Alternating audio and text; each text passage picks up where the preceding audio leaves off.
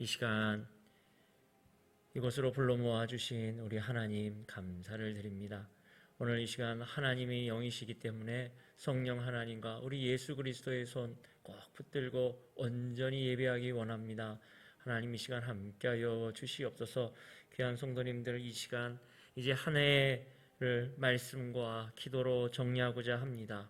주님의 말씀을 붙들고 새롭게 일어날 수 있도록, 또한 우리가 사랑을 가지고 우리 연약한 이웃에게 손을 내밀 수 있도록, 복음을 들고 전진할 수 있도록 하나님 함께하여 주시옵소서.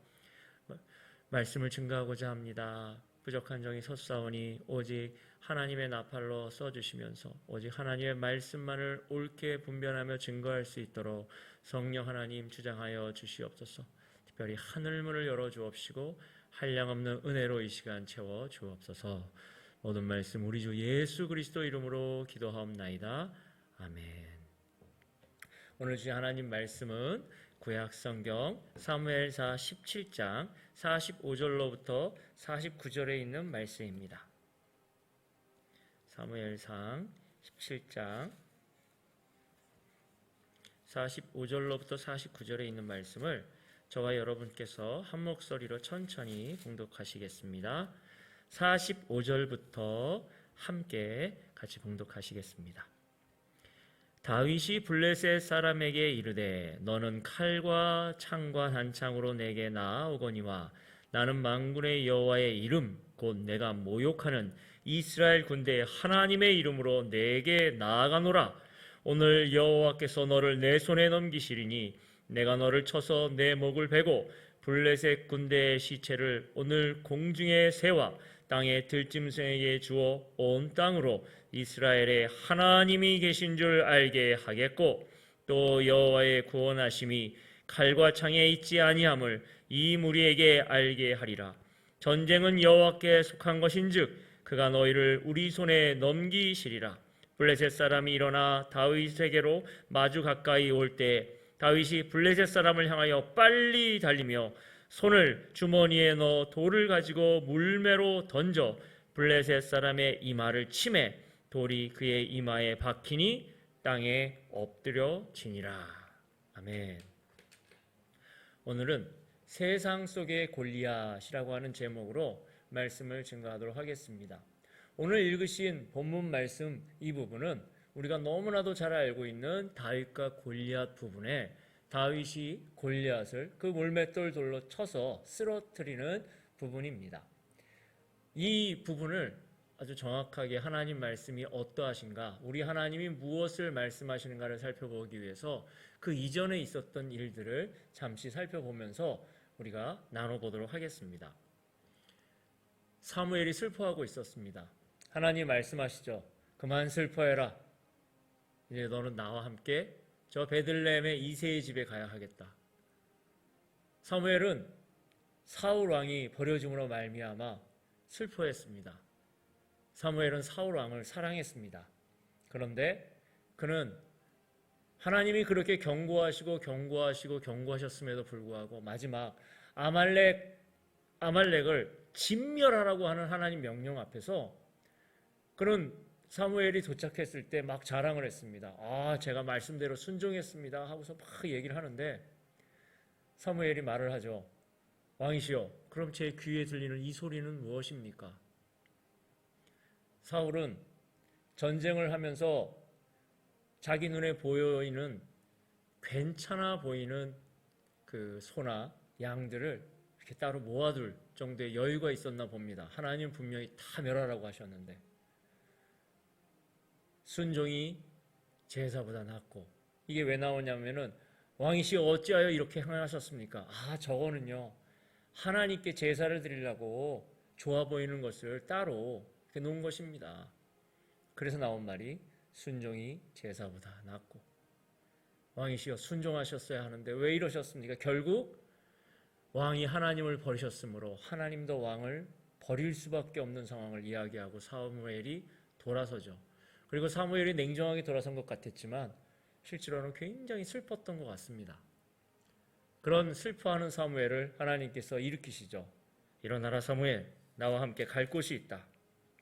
제가 어디로 갈까요? 베들레헴에 이새의 집에 가서 내가 눈여겨본 자가 있으니 그에게 기름 부을 준비를 하거라.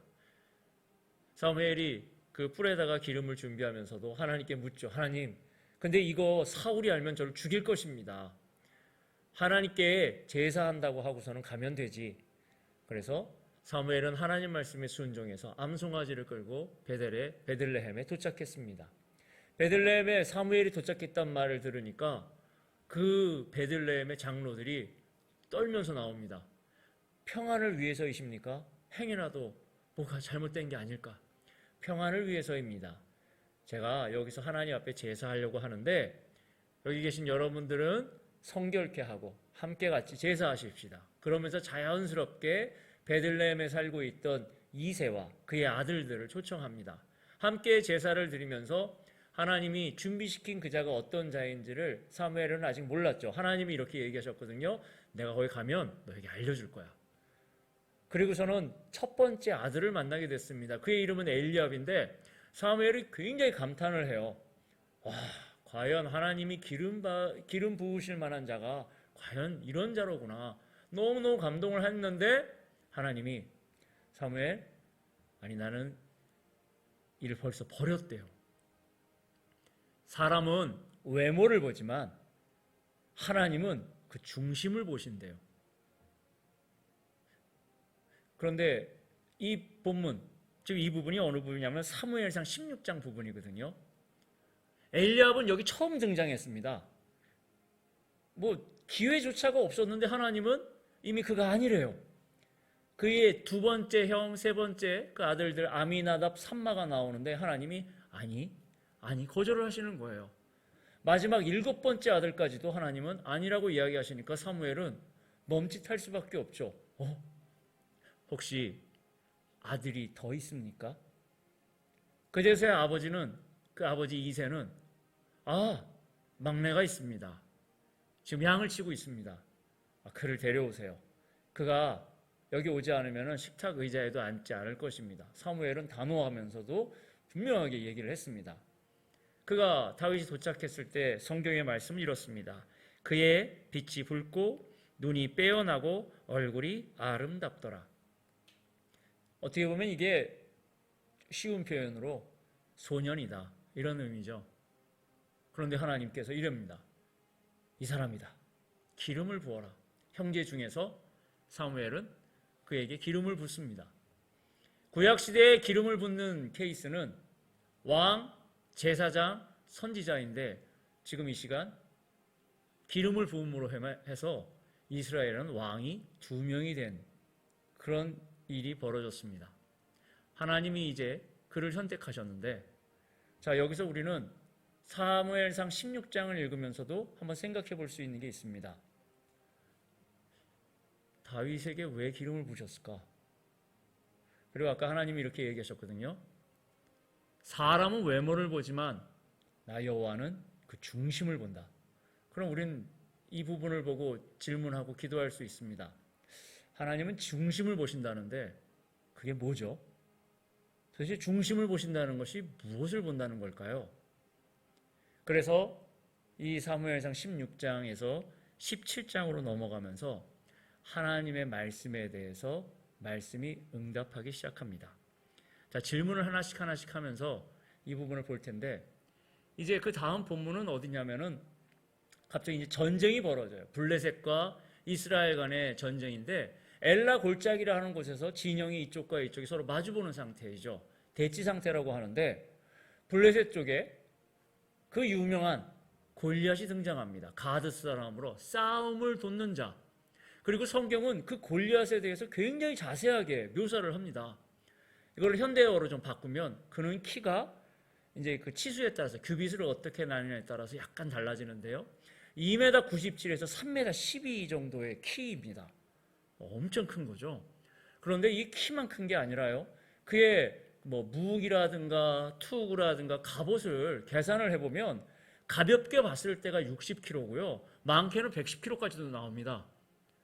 이게 키만 큰 게 아니라 어마어마하게 무거운 걸 갖고 다니는데 이게 무기래요. 무기란 얘기는 자유롭게 휘두른다는 거겠죠. 창도. 그러면 힘이 얼마나 센 거예요. 근데 싸움을 돋는 자이니까 상대방, 즉 이스라엘을 향해서 모욕하는 말을 합니다. 이렇게 이야기를 하죠. 하나님과 하나님의 그 이스라엘 군대를 계속해서 모욕하면서 이렇게 그 싸움을 돕는 장 이렇게 얘기하죠. 나와 함께 싸우자. 그래서 너희가 나를 이기면 우리가 너희 종이 될 거고, 만에 하나 내가 너희를 이기면 너희가 우리의 종이 될 것이다. 나와라.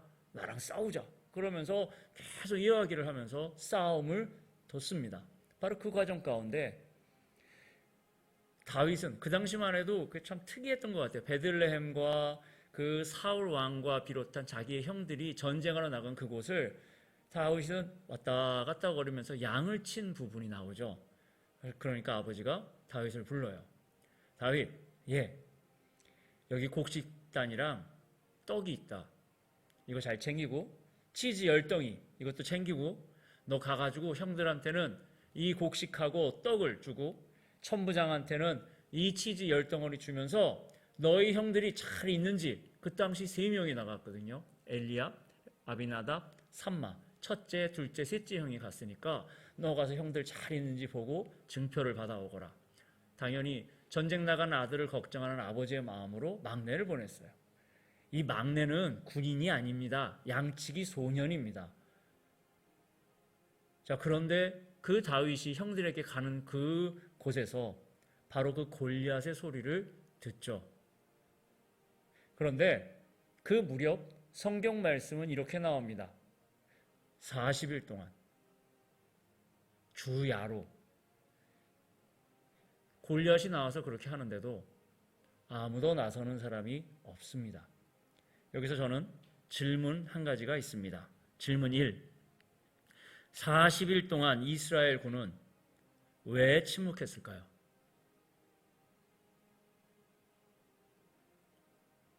이유가 있겠죠. 11절 말씀입니다. 11절 말씀을 제가 봉독해 올리면, 사울과 온 이스라엘이 블레셋 사람의 이 말을 듣고 놀라 크게 두려워하니라. 이게 11절이 나오고요. 또 24절도 나옵니다. 이스라엘 모든 사람이 그 사람을 보고 심히 두려워하여 그 앞에서 도망하며. 지금 제가 읽어드린 것은 이스라엘, 그 사울과 이스라엘 군대 반응이었고요. 그때 그 반응의 중심에는 골리앗이 있습니다. 11절과 24절에 공통적으로 등장하는 단어 하나가 있는데 두려워하다입니다. 그런데 11절에서 보면은 그 두려워하다가 함께 뭐가 있냐면 듣고, 이 부분이 있고요. 24절에서는 보고가 있습니다. 공통적으로 두려워한 건 두려워한 건데 한쪽에선 들었고 한쪽에선 보았대요. 뭘 보고 뭘 들었을까요? 골리앗을 보았고요. 골리앗 소리를 들었어요. 아마도 가데스 바냐에서 여러분 혹시 기억하시나요? 정탐꾼 12명이 갔다가 왔어요. 2명은 믿음의 고백을 해요. 그 땅은 정말 하나님께서 주신 땅이다. 그런데 10명이 그 땅을 점차 악평을 하면서 뭐라는 표현을 쓰냐면, 거기에 안악자손이 있는데, 이제 현대어로 바꿔보겠습니다. 거기 있는 사람들이 거인들이다. 우리는 그들에 비하면 메뚜기야. 이길 수 없어. 그 10명의 소리 때문에 2명의 소리가 묻히고 이스라엘 전체가 그것 때문에 통곡하는 상황까지 가죠. 분명히 하나님은 그 땅을 허락하신다고 했는데도 불구하고요. 무엇을 보았을까요? 그 안악자손들, 그 어마어마한 사람들을 보고서는 두려웠었나 봐요. 40일 동안 이스라엘 군대입니다. 그냥 일반 민간인이 아니라 여기에는 사울 왕도 있고요. 이스라엘에서 용사라고 하는 사람들이 있는 바로 그 군대예요. 근데 골리앗 앞에서 그들은 보았고요. 들었는데 공통적으로 나타난 증상은 두려워하였습니다. 왜 침묵했냐고요? 두려웠기 때문에. 뭐가요? 골리앗이. 왜요? 골리앗을 계속 듣고 골리앗 소리를 듣고 골리앗을 보다 보니까 두려웠대요. 그럼 거꾸로 한번 해보겠습니다. 2번째 질문. 왜 다윗은 두려워하지 않았을까요? 성경 본문에 보면 다윗이 그 골리앗 소리를 듣자마자 그 다음부터 만나는 사람마다 다윗은 이렇게 표현한 것 같아요. 아니 어떻게 하나님의 군대에 하나님을 모욕할 수 있단 말이니까 저 녀석은 죽어야 합니다. 그래서 막 얘기를 해요. 이 사람한테도 얘기하고 저 사람한테도 얘기하고. 근데 이 상황 속에서 그의 큰형 엘리압이 다윗에게 이렇게 합니다. 이 부분이 17장 28절인데요. 제가 읽어드리겠습니다. 큰형 엘리압이 다윗이 사람들에게 하는 말을 들었어요. 아까 전에 제가 말씀드린 바로 그런 유형으로 얘기했겠죠. 그가 다윗에게 노를 발하여, 노를 발하였다는 얘기는 화를 낸다는 뜻이겠죠. 노를 발하여 이르는데 내가 어찌하여 이리로 내려왔느냐? 들에 있는 양들이 누구에게 맡겼느냐? 나는 내 교만과 내 마음의 완악함을 아노니 내가 전쟁을 구경하러 왔도다. 이 철없는 거사, 하룻강아지 범무서운 줄 모르고, 너 지금 이게 장난인 줄 알아? 근데 잘 생각해 보세요. 엘리압은 군인이에요. 여기에서 누구에게 화를 내고 있죠? 다윗에게. 다윗에게 뭐라고 화를 내는지 아십니까? 내 교만과 내 마음의 완악함을 안다. 조금 대상이 잘못됐다고 생각되지 않으십니까? 화를 내야 할 대상은 오히려 골리앗이죠. 그리고 골리앗에게 해야 될 말은 내 교만과 내 완악함을 안다. 감히 하나님을 모욕하다니, 하나님의 군대를 모욕하다니. 엘리압이 화를 내고 싸워야 되는 대상은 골리앗이지 자기 동생이 아니죠. 하나님의 말이 떠오릅니다. 하나님 말씀이. 사람은 외모를 보지만 나의 영혼은 중심을 본다. 아까 하나님이 엘리압을 거절하셨는데 16장에서 봤을 때는 궁금할 수밖에 없어요. 아니 엘리압은 여기 처음 등장하는데 하나님은 보자마자 거절하시는 것 같았거든요. 하나님은 그 중심을 보신대요. 오늘 보니까 그 중심이 나오네요. 엘리압은 사무엘이 감탄할 정도의 신체 구조를 가졌던 것 같아요. 외모도 갖고 있고. 그럼에도 불구하고 지금 이 순간 하나님의 이름이, 하나님의 군대가 모욕당하고 있는 현실 속에서 그는 아무 소리 못하고 침묵하다가 오히려 자기 동생에게 화를 냅니다. 다윗은 여전히 침묵하지 않습니다. 계속 얘기합니다. 이상해요. 무섭지 않았나 봐요. 왜 무섭지 않았을까요? 이스라엘 군대가 40일 동안 꼼짝 못하고 조용히 있는 그 가운데 다윗은 가서 이야기를 합니다. 근데 그 이야기가 어디까지 들어가냐면 사울에게까지 들어가요. 그리고 사울이 만나죠. 사울이 다윗을 만나서 다윗이 담대하게 이야기합니다. 그로 말미암아 사람이 낙담하지 말 것이라 주의 종이 가서 저 블레셋 사람과 싸우겠습니다. 다윗은 양치기 소년입니다. 군인이 아니에요. 자기가 싸우겠대요. 사울이 하는 말이 다윗에게 이르되 내가 가서 저 블레셋 사람과 싸울 수 없으리니 너는 소년이여 그는 어려서부터 용사임이니라. 사울이 참 이 골리앗에 대해서 많이 묵상했나 봐요. 잘 알아요. 어려서부터 용사래요. 다윗은 소년이고 저 사람은 어려서부터 용사래요. 비교가 안 된다는 거죠. 다윗이 사울에게 이야기를 합니다. 자신의 양치는 이야기를 해요. 뜬금없이. 제 양을 지키다가 사자나 곰이 와서 양의 새끼를 잡아가면 저는 가가지고서는 그 새끼를 그 입에서 건져내고 행여나 나를 해하고자 하면 그 수염을 잡고 그것을 쳐 죽였습니다. 자신이 그렇게 살아왔던 이야기를 하면서 나아가죠. 주의 종이 사자와 곰도 쳤은즉 살아계시는 하나님의 군대를 모욕한 이 할례 받지 않은 블레셋 사람이리이까 그가 그 짐승의 하나같이 되리이다. 지금 다윗의 눈에는요, 사자와 곰이 왜 양새끼를 잡아가죠? 배고팠으니까. 그런데 골리앗은 그거보다도 못한 거죠. 싸움 돋는 자이기 때문에 저 말을 하는 거는 지가 무슨 말을 하는지도 모르고 하는 거예요. 짐승보다도 못한 존재. 다윗에게는 딱 그래요. 야, 이런 게 어디서 나왔죠? 다윗이 37절에 이렇게 말합니다. 여호와께서 나를 사자의 발톱과 곰의 발톱에서 건져내셨은즉 나를 이 블레셋 사람의 손에서도 건져내시리이다. 다윗은 지금 누구에게 집중하고 있었는지가 나오네요. 하나님. 자신을 사자와 곰의 발톱에서도 건져내신 하나님. 다윗은 지금 눈앞에 있는 골리앗보다 그 하나님이 더 크신 거예요. 그러니까 이런 말을 하겠죠. 그럼 거꾸로 이스라엘 군대는 왜 아무 소리 못했을까요? 하나님이 안 보이고 골리앗의 그 엄청난 것만 보이는 거예요. 보고 듣고. 근데 이해가 안 가는 구절이 38절에 등장합니다. 이 부분인데요. 가라, 여호와께서 너와 함께 계시기를 원하노라. 그리고 보내면 되거든요. 그럼 출전을 하면 되는데 사울이 그 다음에 하는 일이 뭐냐면 자기 군복을 다윗에게 입히고 노투구를 그의 머리에 씌우고 또 그에게 갑옷을 입히매. 왜 이렇게 하죠? 그냥 아까 전처럼 여호와께서 너와 함께 가시기를 원한다. 그리고서는 뭐 싸우라 그러는데 자기 군복을 입혀요. 갑옷을 입혀요. 그 무기를 주어주는 거죠. 근데 다윗이 칼을 군복 위에 차고는 익숙하지 못함으로 시험적으로 걸어보다가 사울에게 말하되 익숙하지 못하니 이것을 입고 가지 못하겠나이다. 그리고선 자신의 막대기와 물맷돌을 들고 가요. 그냥 이거 보면은 간구하기 딱 쉬운 본문인데요. 여러분, 사울이라고 하는 청년이 이스라엘 백성이 왕을 우리에게 달라고 요청했을 때 하나님이 그 이스라엘 백성의 청에 진짜 마지못해서 허락을 하시잖아요. 허락을 하실 때 그 무렵 베냐민에 있던 청년 사울은 그 행구라 그러죠. 그 짐덩어리 그 밑에 이렇게 숨어 있었단 말이에요. 사람들이 자기를 찾으니까 사울이 여기 있다라고 하고서 발견되면서 그가 일어섰을 때 나오는 구절이 나오는데 한번 띄워주시겠습니까?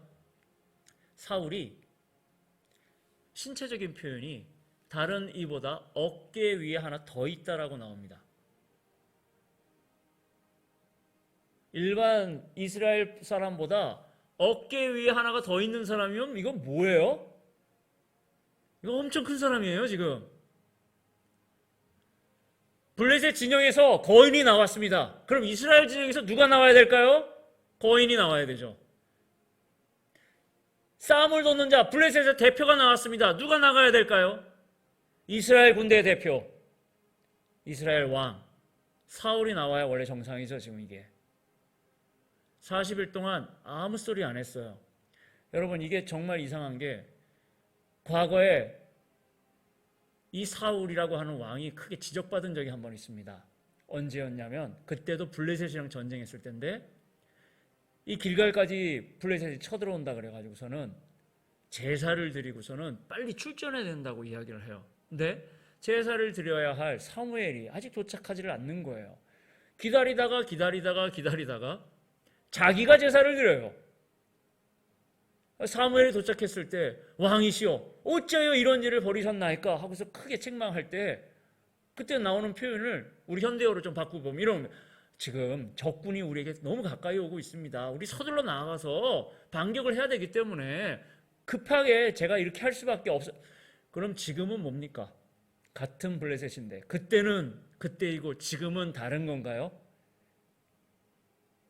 사울은 그때는 나갈 수 있었고 지금은 왜 못 나가는 걸까요? 그리고 여기 정말 나가야 되는 이가 누구였을까요? 여러분, 이게 만약에 순종했었다면 이 이야기는 아마도 사울과 골리앗이 됐을 겁니다. 하나님이 그 왕을 버리신 이유, 하나님이 그 엘리압을 거절하신 이유, 하나님이 다윗을 선택해서 기름 부으신 이유, 16장에서 이야기하였던 그 말씀 속에 하나님 왜 이러셨습니까? 라고 우리가 그 본문 말씀을 붙들고 기도하면 17장에서 이렇게 응답해 주십니다. 내가 그를 선택한 이유, 내가 그들을 거절한 이유, 나 여호와는 사람은 외모를 보지만 나 여호와는 그 중심을 보신다고 하는 하나님 말씀. 그리고서는 드디어 다윗이 그 블레셋 사람 앞으로 가서 하는 신앙 고백입니다. 이거는 그냥 단순히 전투가 아니에요. 하나님이 중심을 보신다고 하는 부분을 응답해 주고 있습니다. 이렇게 나오죠. 45절입니다. 너는 칼과 창과 단창으로 내게 나아오거니와 나는 만군의 여호와의 이름 곧 내가 모욕하는 이스라엘 군대 하나님의 이름으로 내게 나아간다. 다윗은 지금 칼과 창을 가지고 나가는 게 아니라 하나님의 이름으로 나아갑니다. 오늘 여호와께서 너를 내 손에 넘기시리니 내가 너를 쳐서 내 목을 베고 블레셋 군대의 시체를 오늘 공중의 새와 땅의 들짐승에게 주어. 이게 왜 여기서 나오냐면은 다윗이 그 막대기와 물맷돌을 들고서 나아갔을 때 그들이 조롱하거든요. 너 이 소년, 넌 오늘 끝이야. 내가 오면 내가 내 살을 공중의 새들과 들짐승에게 줄 거야. 그리고서 다윗을 우습게 여겼을 때 다윗의 응답입니다. 그래? 오늘 네가 그렇게 될 것이다. 그리고서는 그렇게 하는 이유, 온 땅으로 이스라엘에 하나님이 계신 줄 알게 하겠고, 다윗이 싸움 잘해가지고서는 저 거인을 무찔렀다. 이게 안 믿으시는 분들, 그리고 유명한 주일학교에서 우리가 배울 때 흔히 그냥 이렇게 생각해. 아, 작은 다윗이 불가능해 보이는 골리앗을 이겼다. 근데 이 내용은 냉철하게 보면 그런 내용 아닙니다. 다윗은 하나님의 이름으로, 그리고서 다윗이 자기가 이거보다 연약하다는 걸 모르겠습니까? 그런데 이렇게 얘기하죠. 오늘 온 땅으로 이스라엘에 하나님이 계신 줄 알게 하겠다. 오늘 다윗이 이김으로 해서 하나님이 계신 것을 증명한다는 내용입니다. 47절에 보면 또 여호와의 구원하심이 칼과 창에 있지 아니함을 이 무리에게 알게 하리라. 근데 놀랍게도 이 무리는요, 이스라엘 군대도 포함합니다. 이스라엘 군대가 왜 두려워 떨었을까요? 칼과 창을 의지하는 사람들한테는 골리앗만큼 무서운 게 없습니다. 비교할 수밖에 없으니까요. 저 사람의 창, 나의 창. 저 사람의 칼, 나의 칼. 저 사람의 힘, 나의 힘. 그럼 결론 나오겠죠. 아, 안 되는구나. 그러니까 40일을 침묵할 수밖에 없죠. 사랑하는 성도 여러분, 우리 기도 제목이라는 게 있습니다. 아마 그 기도 제목 안에는 대부분 흔히 얘기하는 근심 걱정으로 누적된 무언가가 기도 제목 될 가능성이 크지요. 근데 한번 생각해 보세요. 대부분 그게 근심 걱정이라는 이야기는 아마 이런 상황과 비슷할 것 같습니다. 세상 속의 골리앗. 내가 갖고 있는 거는 저거하고 상대할 수가 없어. 쟨 너무 세. 쟨 너무 강해. 내가 어떻게 해볼 수가 없어. 그럼 난 할 수 있는 게 뭘까요? 못해. 자, 그러던데 참 이상한 거는 그들이 지금 여기서 보면은 다윗과의 구별을 한번 보십시오. 그들은 보고 듣는 게 계속 골리앗이에요. 골리앗이 점점 커지고 그들이 정말로 알아야 되는 하나님에 대해서는 점점 약해집니다. 근데 다윗은 거꾸로였죠. 오히려 하나님은 어마어마하게 크신 분, 위대하신 분, 저 골리앗보다도 크신 분, 저 골리앗보다도 강하신 분, 그 사자와 곰의 발톱에서 나를 구원하신 분.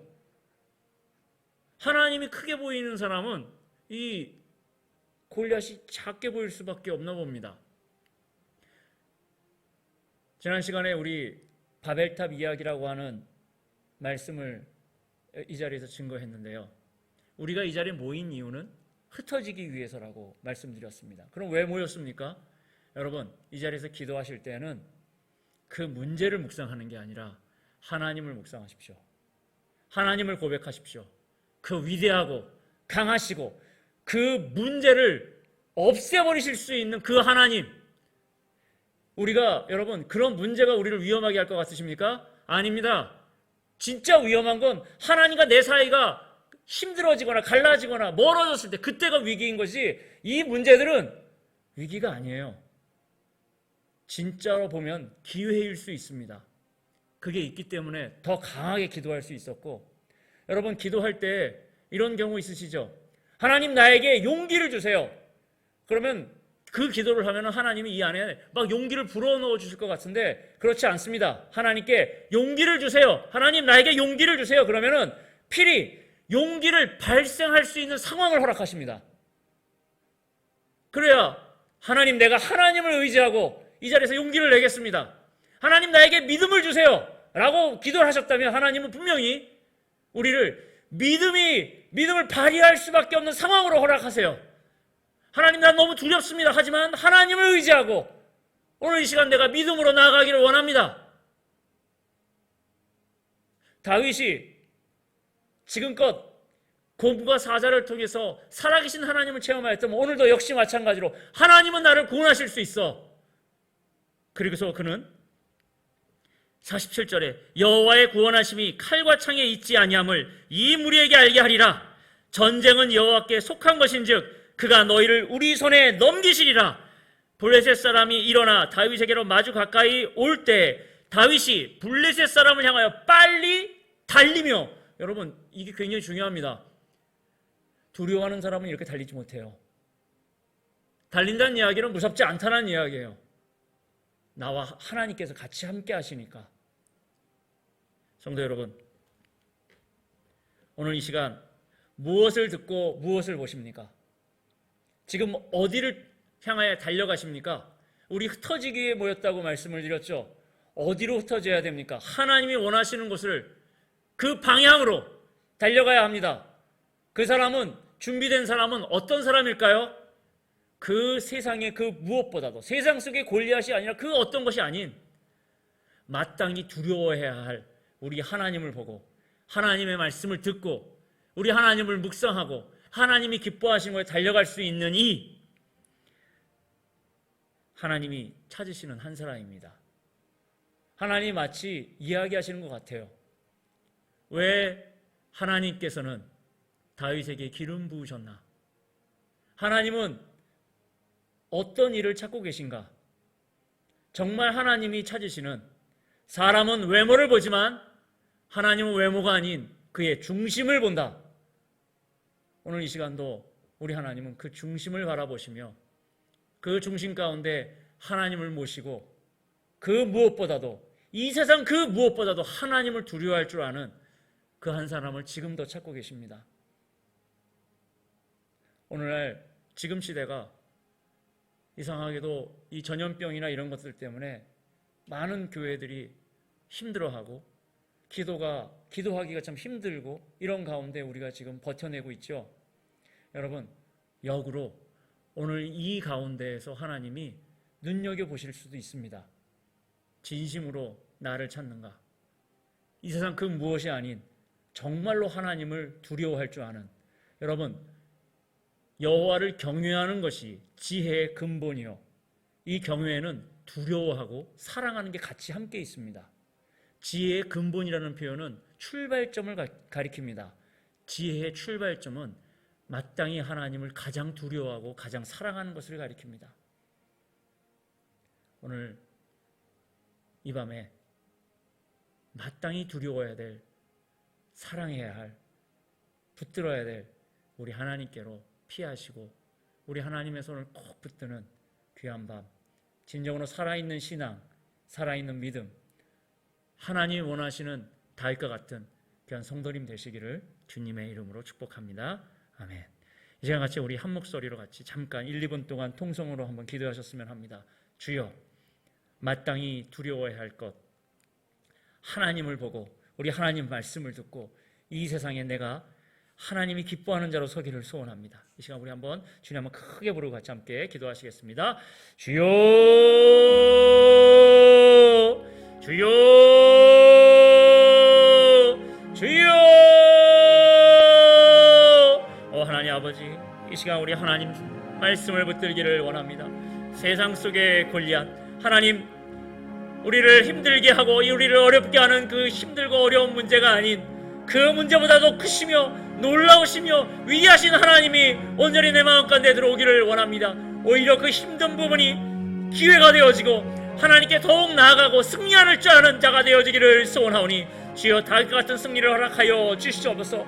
우리가 온전히 다윗과 같이 승리할 수 있도록 도와 주시옵소서. 하나님 함께하여 주시옵소서. 이 밤에 주님 만나 주옵시고 우리의 기도가 더욱 열리며 이 힘든 가운데서도 주님의 이름을 높이고 주님 앞에 온전히 예배하며 깨어있기를 원하오니 아버지 함께하여 주시옵소서.